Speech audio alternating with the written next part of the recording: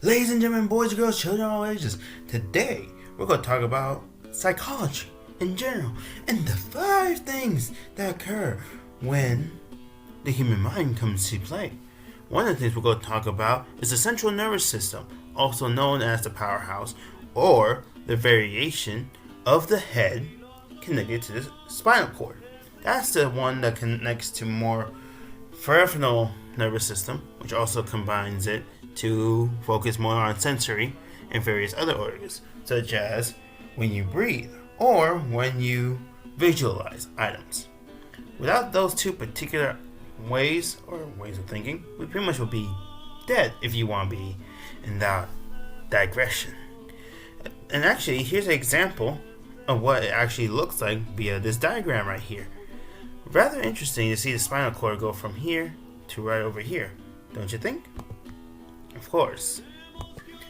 But with classical conditioning, we stimulate our minds by various outlets, almost to require something, if you think so. Think of studies that involve various rather good or bad stimuli.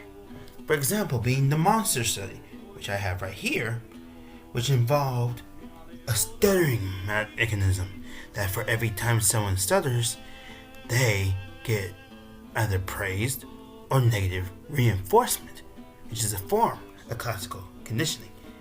But also, another one will also be, if you think about little Albert, on how he was conditioned to fear white things, particularly in instances of a hammer banging against something when he ever sees an animal.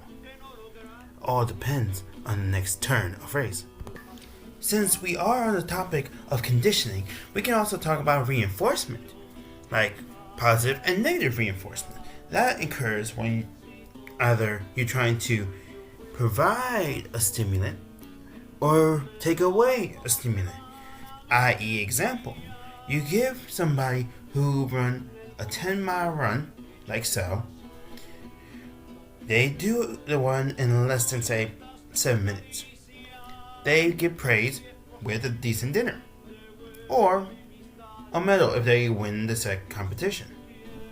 However, say somebody who cheated on a math test, you proceed to give them an F, and you tell them if they fail the test or they cheat again, that they will be expelled, i.e., negative and positive reinforcement.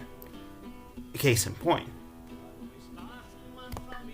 Also, when we go into the realms of the mind, we go into different forms of psychology, which actually delves into what I call cognitive psychology, or the field of psychology that focuses more on how a person's mind thinks, with various tools such as an EEG machine or other sets of concepts. That can be ranging from linguistics information, objects, or items that can either help us strive to make things better or tend to put our minds in perspectives. For example, when utilizing cognitive psychology, you tend to think of, what do I focus on and what do I think in my head? There's machines that utilizes the mind to protect brain patterns, but there's different forms, each to the different personnel. If you want to learn more on that one, I agree. And last but not least, we'll be talking about problem solving strategies.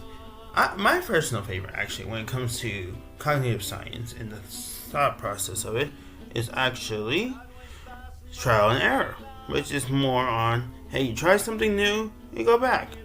Everyone's familiar with algorithms, especially in TikTok, when you get a set amount of videos per capita.